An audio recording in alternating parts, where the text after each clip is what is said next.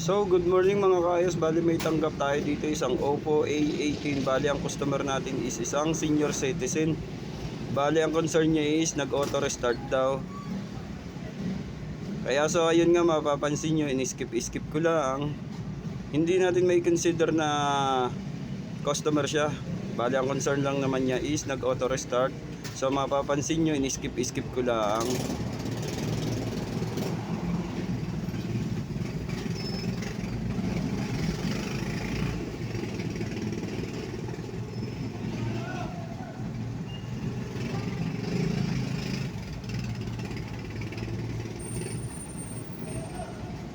So ayun nga, kung mapapansin nyo, happy na naman sa ating customer na si tatay.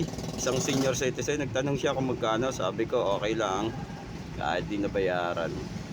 Basic lang naman. So ayun lang mga kaayos, good morning.